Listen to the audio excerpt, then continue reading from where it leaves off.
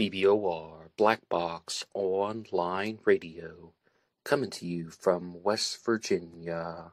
BlackBoxNid88 on Instagram for the bonus podcast. And welcome to BBOR, the home of true crime talk radio and your premier destination for unsolved mysteries, criminal psychology, and exploring the dark side of cyberspace. My name is Ned DeHaan, and I am your host, as well as the creator of AstroPsych 400 here on YouTube, and regular contributor to the Zodiac Killer channel. And a great way to support these shows is just by listening to some more content. But you can also go over to Amazon.com and have a look at the book Killer on a White Horse, written by me, Ned DeHaan. It is a novel, murder mystery, inspired by the Zodiac Manson connection, but it is indeed fictional. However, who doesn't love a good mystery?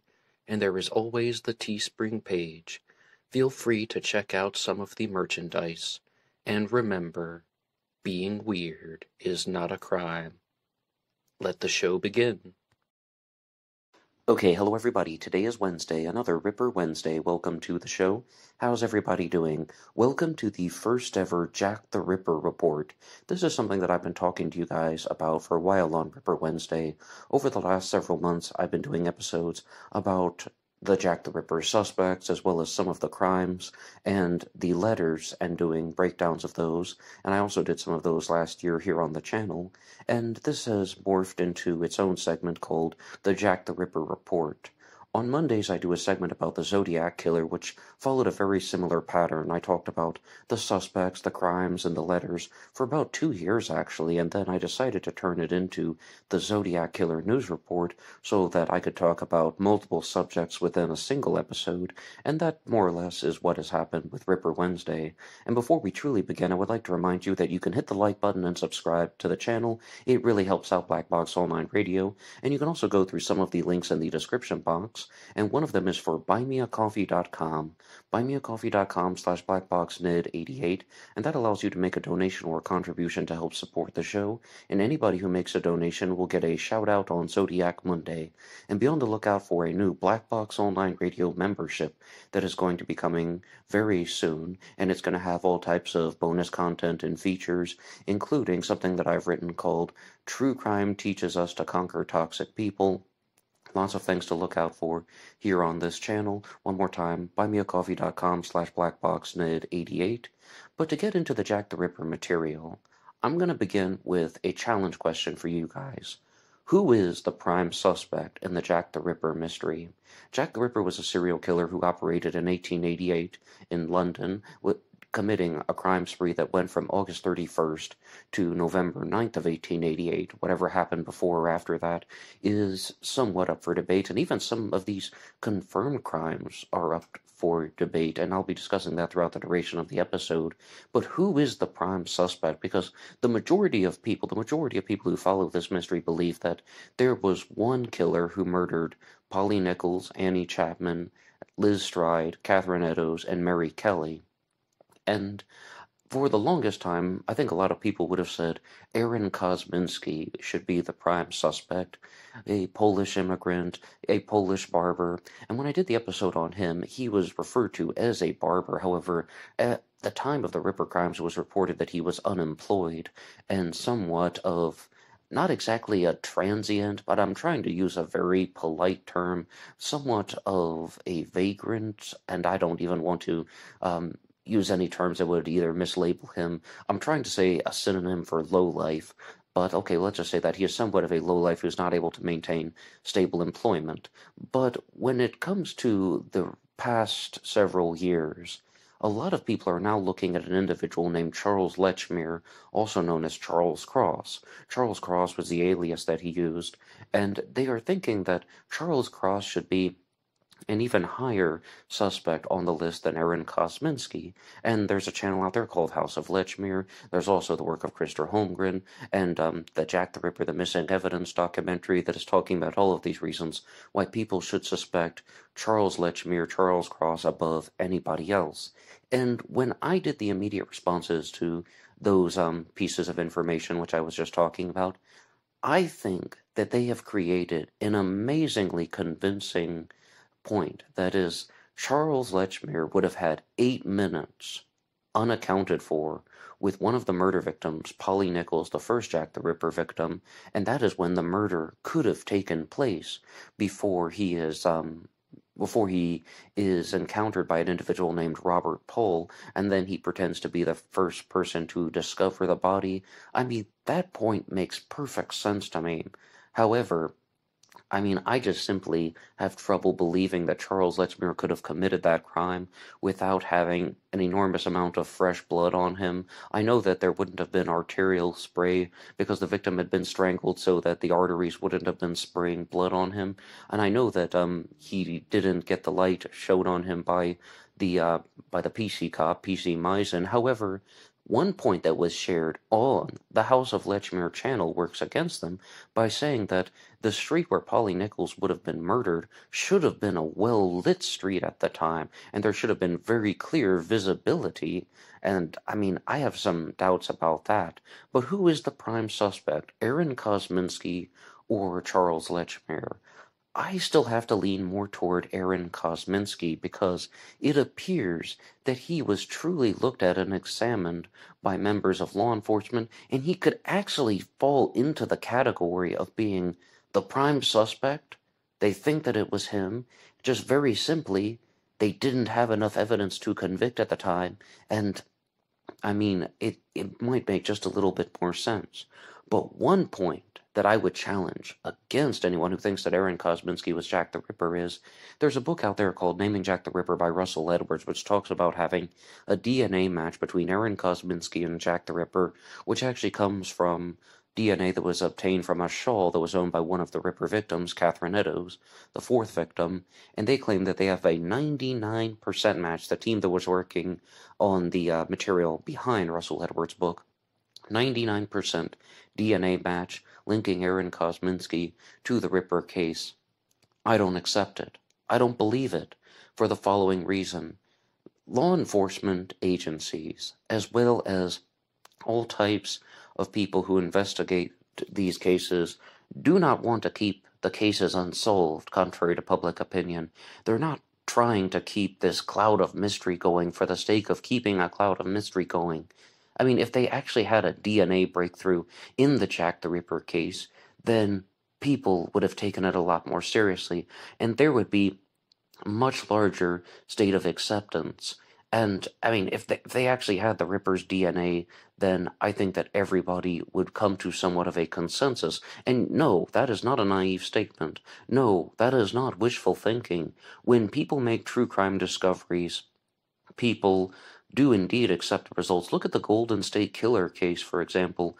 Almost everybody accepted that Joseph D'Angelo is now the Golden State Killer. He is the Golden State Killer. They now accept that it's him because of DNA. And DNA solved that mystery. And even if you look at a true crime discovery that doesn't involve DNA, with the Zodiac Killer mystery, the Zodiac Killer was a little bit different than Jack the Ripper because not only did he write letters, he also created cryptograms that are called the ciphers, the Z408, the Z340, the Z13, and the Z32, which came out in that particular order. The Z340 wasn't solved for over 50 years, and then it was solved by David Ornchak, Jarl Van Eyck, and Sam Blake. But when they provided their solution, it was convincing. That was an example of convincing evidence, and the FBI signed off on it, and almost everybody has accepted that that is indeed the genuine result. And I think the same would be true of the Jack the Ripper case. When they actually solve something, we will know. When someone has provided somewhat of a convincing explanation, well, yeah, I guess maybe if they're telling the truth, or maybe if it's as good as they say it is, then it could be correct. No. When they solve something, we will know. And that's my personal take on the Jack the Ripper DNA claims. But recently on the channel, I've been talking to you guys about a different Jack the Ripper suspect named Walter Sickert. And firstly, he's connected to a theory involving a Masonic connection and the royal family connection. Stephen Knight has a book out called The Final Solution, which talks about how there were actually 3 participants involved in the Ripper crimes, one of which was Sir William Gull, one of which was the carriage driver, like driving the horse and carriage, and the women were murdered in the carriage, and the third participant was Walter Sickert, and then Patricia Cornwell, the crime novelist, I repeat, novelist, got involved in the Jack the Ripper case because she wanted to do a novel where she was having her protagonist interacting with a law enforcement agency that she hadn't explored before, and she chose Scotland Yard, and that started a journey into the world of British true crime, and she ended up exploring the Jack the Ripper case because she wanted to bring justice for the victims as well as providing a certain type of justice to Mary Kelly, because Mary Kelly is the final victim of Jack the Ripper, who was horribly, horribly mutilated, and it really is just quite shocking about how viciously mutilated she was, and I'll share some things about that in just a second. But Patricia Cornwell has proposed that Walter Sickert was indeed Jack the Ripper and that he was the sole Ripper, and she also added some things in her claims that why does everybody think that the Jack the Ripper crime stopped on November 9th of 1888? Why does everybody simply accept that that was the final Ripper crime? Is it not possible that the Ripper could have continued to have committed murders? And some people genuinely think that, such as the murder of Rose Milett, the murder of Francis Coles, or going all the way 19 years later to 1907 with the murder of Emily Dimmock, who also used the name Phyllis, and that is referred to as the Camden Town murder, and she believes that Walter Sickert was Jack the Ripper as well as responsible for the Camden Town murder, meaning that Emily Dimmock was a Ripper victim just happening 19 years later, and we just have to immediately pay attention to that red flag in the timeline.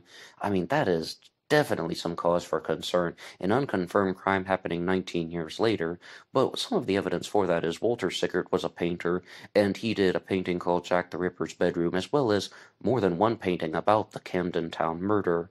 And recently on YouTube, I found this true crime channel called Unsolved Mysteries based on true story. Yeah, that's the name of it. Sounds a little bit of well, an odd title for a YouTube channel, but Unsolved Mysteries based on true story. And they did a podcast about the Camden Town murder and the murder of Emily Dimmock. And the only real similarities that I'm seeing between the murder of Emily Dimmock and the Ripper case is her throat was slashed, and she was murdered inside and in a bedroom, and her throat was slashed quite similarly to the murder of Liz Stride, the third Ripper victim. But I'm really just not seeing much of a connection other than that. And I know that Patricia Cornwell is trying to say that her suspect had a fascination with the crime. That's why he made a painting of it. Walter Sickert is way more famous for being a painter and an artist than he is for being a Jack the Ripper suspect.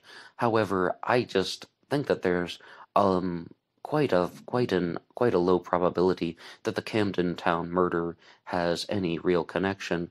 But one thing that is almost saddening is when I was listening to that podcast, it is that the killer washed his hands in a sink and left the sink filled with bloody water, and their exact words were that it had a type of pink color in it, not exactly like pure red as I had put in my imagination until they provided that detail. And what's saddening is they didn't have the ability to examine DNA back in the 1800s and the early 1900s. I mean, this case would most likely be cracked if they had the ability to examine DNA, and very simply, that's how I think the Ripper got away. There was a lack of advancement in forensic sciences, and it's no fault of the forensic scientists at the time. It's no fault of the investigators at the time. DNA didn't become a thing until the later part of the 20th century, and definitely not extensively and powerfully until the 21st century. I mean, perhaps you'll remember back to the O.J. Simpson trial, and Barry Scheck is trying to discredit all of the DNA evidence, and Dennis Fung, the expert witness, was on the stand, and he is just trying to confuse the jury because people didn't truly understand all of the components of of how DNA worked and how DNA could be used as forensic evidence in the 1990s. And I mean, DNA and forensic examinations have expanded what true crime cases can deal with and how true crime cases can be solved. But I really have a lot of problems when people try to connect a series of homicides to an unknown serial killer, because it happens with the Zodiac killer case all the time. I mean, someone is murdered in the general area, and they immediately try to establish a Zodiac killer connection, and they might look at about how Emily Dimmick had her throat slashed, and some of the Ripper victims had their throat slashed. Not only Liz Tried, Polly Nichols, of course, also had her throat slashed, and Mary Kelly, of course, was mutilated. Mary Kelly's entire face was completely eviscerated beyond recognition. But I have recently started reading the book called The Seduction of Mary Kelly by William J. Perring, a book that I've been talking to you guys about for a while, and I put it on my Jack the Ripper reading list. Yes, a Ripper reading list. And with that book, it really wants to begin by saying that it is a novel, and it's trying to create a backstory for Mary Kelly. And the reason why it uses the word backstory is that everything we know about Mary Kelly's life immediately leading up to what happened with the Ripper is going to be told through stories. And yes, there are going to be some incidents that are a little more well documented. For example, she got into a big argument with one of her roommates named Joseph Barnett, who goes on to become a Jack the Ripper suspect. And believe it or not, I don't think he's the worst Jack the Ripper suspect. I would even put him higher on the list than Walter Sickert. But as far as Mary Kelly goes, Patricia Cornwell talked about this. They just simply want to know the story behind this woman. Why was she attacked so viciously? And absolutely, the murder of Mary Kelly is the most vicious crime that was committed on one of the Jack the Ripper victims. And the novel, The Seduction of Mary Kelly, starts out by talking about she's a free spirit, and she has these dreams of roaming the world, and she's also somewhat of a confrontational person, getting into a fight and her nose gets busted open and she's bleeding. And I mean, she's presented as someone who is a little bit rough-edged, but still extremely likable. And there is a condition that is shared with the stories that we've heard of Mary Kelly, as that some of them could be true, none of them could be true, or part of them could be true. And that a lot of what we know about this woman still is a mystery in itself, because, I mean, Mary Kelly didn't ask to be murdered. She was just someone who, I mean, fell into a very, very tragic ending. But when it comes to the professions of the women who are involved in these cases, they talk about this in the podcast that was done on the Camden Town murder and the murder of Emily Dimmock, I should say, who I also refer to as Phyllis Dimmock in many sources, and that is that women resorted to a certain type of profession, becoming ladies of the night or sexual services, because it was a way out of poverty, or it was a way to earn a warm bed for the evening. And I'm sure that anyone who's followed the Jack the Ripper case has heard the stories of the rope or the clothesline that they would have in certain houses. But if you couldn't afford a bed, they would have a rope, which is, in most sources, it's referred to as a clothesline that's just tied across a room, and people would lean against it, and then they would just try to fall asleep while they're leaning on this clothesline rope. And then in the morning, the innkeeper, if we want to call them that, would just kind of undo the rope, and it would just fall down, and people had to wake up and get out.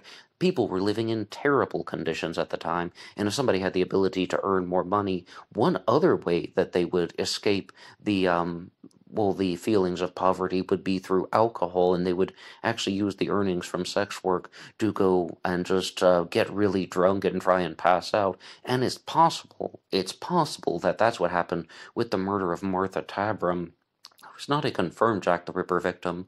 But a big difference that I have between the Zodiac killer case and the Jack the Ripper mystery is I don't accept any of the unconfirmed Zodiac crimes as being committed by the Zodiac killer, but with the Jack the Ripper mystery, I think that there's a very high chance that Martha Tabram was indeed murdered by the Ripper, because with the Ripper there's a very clear escalation in criminal activity, there's a very clear escalation in deviant behavior, and a very clear escalation in the viciousness that is perpetrated against these women. Number one, Martha Tabram is stabbed 39 times, and in the weeks prior to the First, Jack the Ripper murdered the murder of Polly Nichols. Then Polly Nichols is murdered and mutilated. Annie Chapman is murdered and mutilated. Then, on the third night of Ripper activity, there is the double event, the murder of Liz Stride and the murder of Catherine Eddowes. And now some people believe that Liz Stride was meant to be mutilated, but the Ripper just had to cut her throat very quickly. And because she was making too much noise, she was making a squealing noise, the Ripper just slashed her throat and got away very quickly and went to find another victim. And very shortly after the murder of Liz Stride, Catherine Eddowes was murdered, and Catherine Eddowes is the victim who had her kidney pulled out. And if there's anything that I took away from Patricia Cornwell's findings, it is that it wouldn't have been extremely difficult to remove the kidney the way that the Ripper was committing the murders, because he would be more or less on top of Catherine Eddowes and trying to mutilate her body by first cutting through her clothing with very hard downward strokes and then separating the clothing with his hands, and then once he cut into her, he then separated her body open with his hands, and that he perhaps even just grabbed a hold of the kidney and removed it. Now, half of a kidney was mailed in with a letter, and it was the From Hell letter, and it was reported to have come from Catherine Eddowes.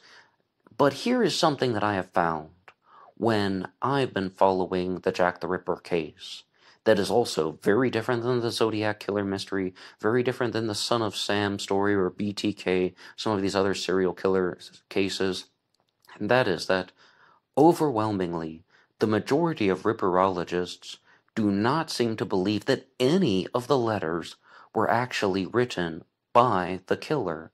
And there are some that do and there are some that don't, but overwhelmingly they put forward this claim that I'll just get to the heart of the issue. It's something I've talked about a lot on the channel, and that is that in 1931, a journalist named Frederick Best confessed to fabricating the first two Jack the Ripper letters, the Dear Boss letter and the Saucy Jackie postcard. And then the explanation for the From Hell letter is that it was committed by a medical student.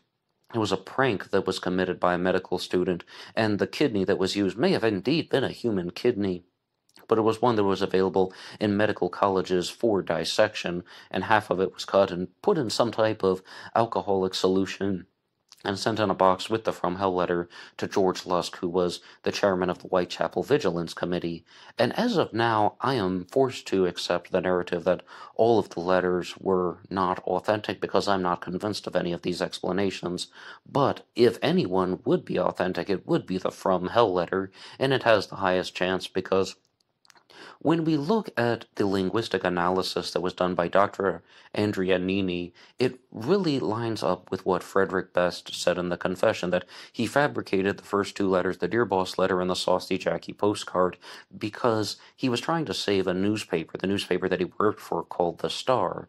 But that simply doesn't mean that there wasn't a serial killer out there. There could have been a single serial killer, and that's the explanation that most people have. That's the explanation that I hear from most of these Ripperologists. They think that the letters were hoaxes, but they believe that there was a real serial killer that was operating. There was a real Ripper. He just didn't write the letters. It was the term I like to use, a fictitious additive that was supplemented by a journalist, and then there's the From Hell letter, as well as countless other pieces of writing that have been attributed to Jack the Ripper. I forget if I was on jacktheripper.org or Whitechapel Jack, but I was reading one of those Ripper websites where it said that there were more than 1,000 pieces of writing attributed to Jack the Ripper, and the authorities investigated all of them at the time in the 1800s. But throughout this Jack the Ripper report, I'm going to be looking at some of the other unconfirmed Ripper crimes and going to be truly exploring some of the murders that I have not discussed on this channel before. The Thames Torso murder, the murder of Francis Coles, all of those are going to be worked into this series of events. And one more time, you can hit the like button and subscribe. And if you were to dispute any of these findings about Jack the Ripper and the letters, I would love to read some, but I'll finish the point though about Dr. Andrea Nini. She did some forensic linguistic analysis on the Dear Boss letter and the Saucy Jackie postcard and came to the conclusion that those two letters were written by the same person, and they have certain linguistic similarities. And when I first read that stuff, I thought that that was just absolute bunk. I thought it was nonsensical. She's looking at things like linking verbs and prepositions and infinitives and very simple pieces of language. But once you actually see the whole picture, once you actually get the whole package, you're like, oh wow, it does actually seem like this is the same person's writing style. So I can follow what she's thinking. And I had a very similar experience in a different true crime case when I was following the Axeman of New Orleans mystery, and I was reading the book, just called that The Axeman of New Orleans by Miriam C. Davis, which really is the only book that is truly dedicated to the Axeman mystery. Yeah, there are other books that have chapters and segments about the Axeman, but what Miriam C. Davis tried to do was write a book that would serve as the definitive authority on the subject, although she does provide a theoretical observation.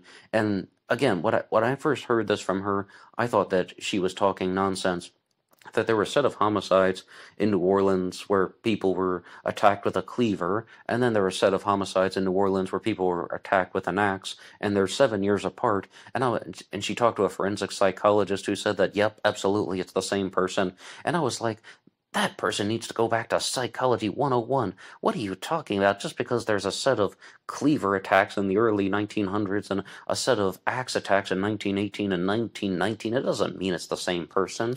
But wait, once you hear the full package, that some people were specifically targeted because they were of Italian descent and they were working in the grocery store business. They had the same occupation and the same ethnic heritage, and the only thing that is different is that, firstly, the Axeman of New Orleans actually started with a cleaver and then moved to a meat axe and then to an axe like just for chopping wood. And Miriam C. Davis has her own theory, which is quite convincing, that the victims who were not of Italian descent were not actual Axeman victims. And I mean, I really began to agree with her more. Once you hear the whole package, then you can comprehend the narrative in a different way. And as far as other serial killers that have a true connection to the Jack the Ripper mystery, I mean, the Axeman stuff I was talking to you guys about, that's just an example of a similar true crime case where I had a learning experience. But some serial killers that are connected to the true crime world of Jack the Ripper would, for example, be Thomas Neal Cream, who was a serial killer called the Lambeth Poisoner. And I think that I have a particular fascination with his story because there is a real serial killer case there with a lot of these suspects in the Ripper mystery. I mean, did they ever actually murder anyone? Were they ever actually that vicious? I talked to you about Joseph Barnett for a second. He was a guy who worked in a fish market, and he's spending all day cutting up fish with a knife, so, okay, perhaps he's very good with something like that. Or Charles Lechmere, I mean, even more famously. Did he ever actually murder anyone? I mean, Thomas Neal Cream, though, was a real serial killer, and he committed crimes in North America and the United Kingdom. He was actually serving a 10-year sentence for the murder of Daniel Stott, which began in 1881, and he was supposed to have been let out of prison in 1891, although it's possible that his brother paid a bribe so he could have been let out of jail in 1887, and that's why he's a Jack the Ripper suspect. But the book about him called A Prescription for Murder is also something that always catches my eye, and there's just something that appears to be something extremely sinister about Dr. Thomas Neal Cream because, again, he is a doctor, but he's also poisoning people, and he's just trying to masquerade as someone who is helping people, but in reality, he is just a very, very devious criminal.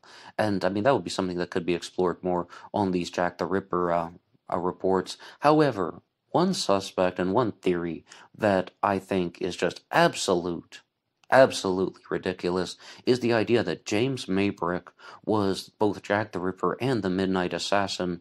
The Midnight Assassin was a serial killer who operated in America in 1884 and 1885, almost an international predecessor to Jack the Ripper.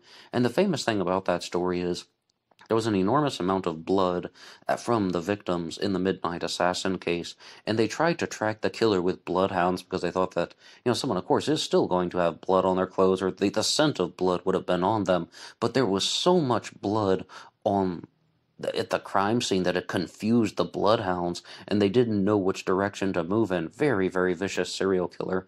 But James Maybrick, I think, is someone who was unfairly vilified in the Jack the Ripper case because, well, of some guy who just wanted to make a quick buck or rise to notoriety and prominence by fabricating a narrative against him. But he went on to live an untimely death, and he died as a result of a case that's known as the iceberg poisoning. And his wife, Florence Maybrick, was convicted of the crime, and she served a certain amount of time in jail. However, she was let out and returned to America, her home country, and she passed away in the early 1940s. But as far as any type of connection between James Maybrick and Jack the Ripper, I think that the biggest piece of evidence in favor of any possible, I repeat, possible connection is at the crime scene. After the murder of Mary Kelly, there was an FM that was written on the wall that is found in the crime scene photo, and it existed before the story of James Maybrick and, coming forward as a suspect, or before people thought James Maybrick was a serious Jack the Ripper suspect in the early 90s. I mean, in the photos that have been published in the years before that, then there's still that FM on the wall. And James Maybrick's wife was named Florence Maybrick, and it's the theory that he had a particular type of hatred for women, and he wanted to murder his wife, but not only once. He wanted to go through the fantasy, act out the fantasy of murdering his wife over and over again. So that's why he was targeting women and just very viciously mutilating their bodies, because it wouldn't be satisfactory to only kill his wife once. I mean, this is when it comes to a statement that I always quote from the historian Patricia Crone when she said, "Never substitute torturous reasoning for hard evidence." And that's it. That's it. Ken Maines was saying the same stuff on his YouTube channel Unsolved No More when he said, you can make any suspect fit. Yet he's talking about the Zodiac killer mystery, but it's the same with Jack the Ripper. You can make any suspect fit if you just arrange it in a particular way. And not all of these people were Jack the Ripper. I mean, think about all the suspects I've talked to you about so far. Charles Lechmere, Aaron Kosminski, James Maybrick, Thomas Neal Cream, Joseph Barnett, Walter Sickert, Sir William Gull, and I think that it's not that simply that I think that all of these people cannot be Jack the Ripper. I've already listed off more suspects than there were murders, and you'd have to deal with some type of very bizarre and twisted theory to make all of that work. And I'm sure somebody could. Oh yes, I'm sure somebody could. But that's just mental gymnastics. That's what Patricia Crone was talking about. Torturous reasoning, not hard evidence. And when we do look at one suspect, like Sir William Gull, he would have been in his 70s at the time. And I know that there's this type of royal connection, this type of royal cover-up theory. And, I mean, there are two variants of it. One of them is that Mary Kelly was pregnant by by a member of the royal family, and that's why she was silenced. And in the other theory, it's not that Mary Kelly was actually involved with the affair. It's that a woman whom was known to the 5 canonical victims was involved with the secret marriage and the pregnancy, and that she was also silenced, but they targeted these 5 women because they had knowledge of it. I mean, different variants, it depends on which type of theory you're going with, but Sir William Gull would have been in his 70s at the time, and I'm not the only person who thinks that Jack the Ripper was not in his 70s. I definitely think that the person who committed these crimes was much younger, and I am not alone. Someone whom I haven't spoken to highly of in the past, but the FBI profiler John Douglas, whom I confess knows way more about psychological profiling than I do, but, I mean, I think that he made perhaps a solid observation that there was a single killer who was perhaps in his 30s, around the age of 30 at the time, maybe late 20s, early 30s, who was responsible for the Ripper murders.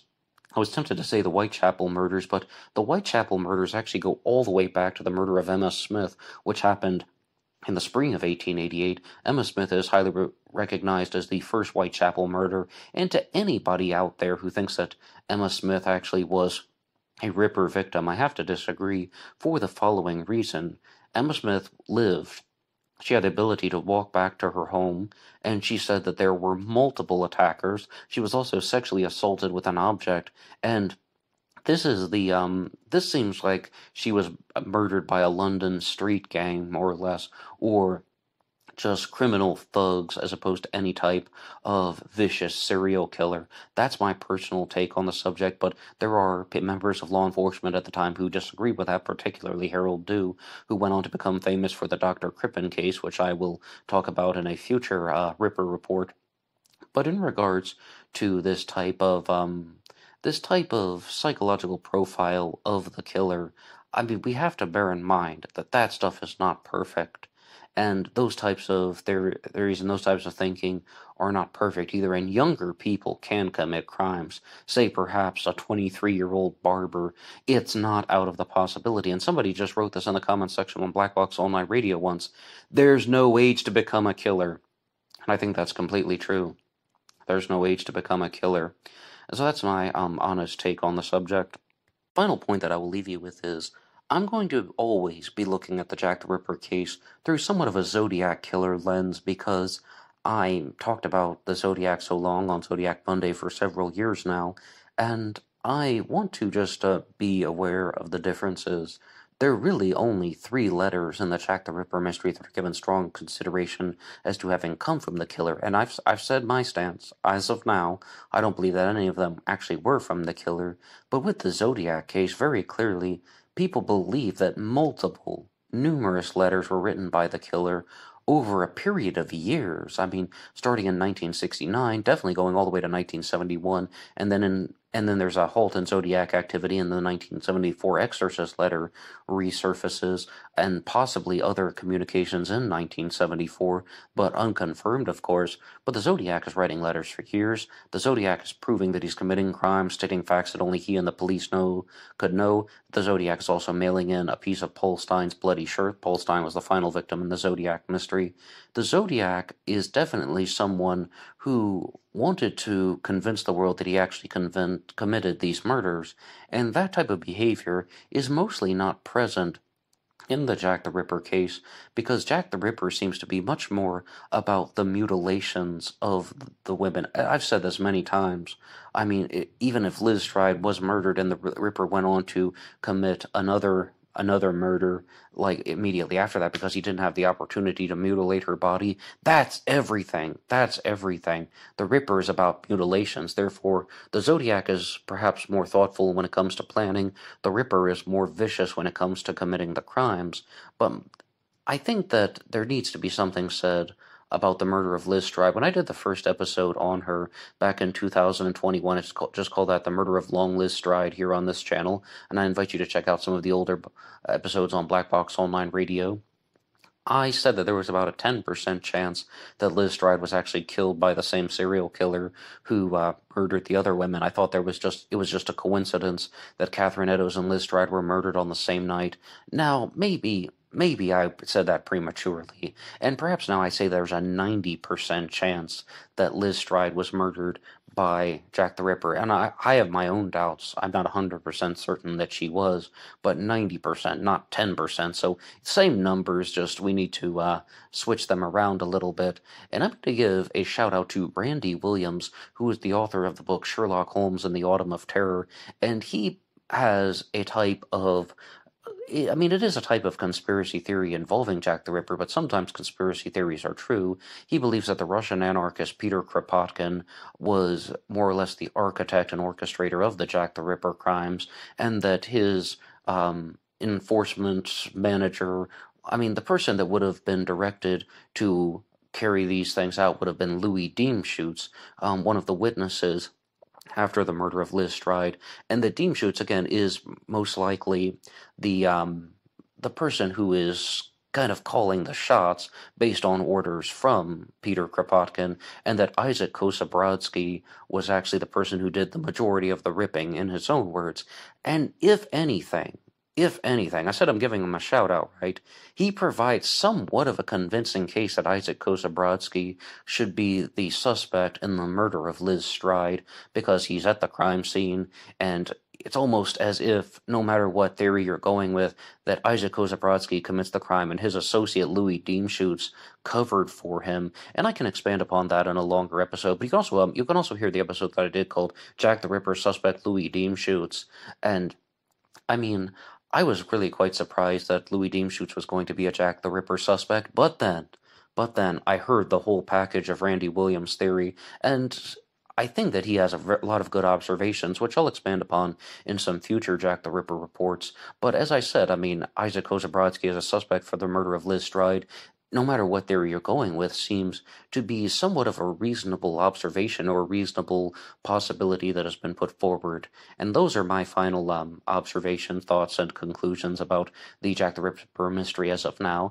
And I've been doing Ripper Wednesday with you guys for a little bit, several months. But I am not the best expert on this. I'm not even someone who can call myself a ripperologist. However, I just wanted to use this episode as an introductory one to share everything that I had been examining with the Jack the Ripper case over the last several months, and some of the Jack the Ripper reports in the future are going to be a little bit more focused, a little bit more centralized, and of course talking about news stories which I haven't truly examined, and some of the Jack the Ripper cases which I would like to possible Jack the Ripper connections. Not all of them are Jack the Ripper cases, possible Jack the Ripper connections, and they're really going in all different directions. I did an episode once called The World of the Zodiac Killer, 50 Years of Terror, where I just tried to make a list of all of the possible Zodiac Killer crimes, and then, I was just thinking this for a long time now, I need to do that with the Jack the Ripper mystery and look at how there's this world of true crime cases and stories that are connected to Jack the Ripper, some strongly and some loosely. But that's all for me now. You can visit some of the links in the description box, and I will see you over on Instagram for the bonus podcast. Until next time.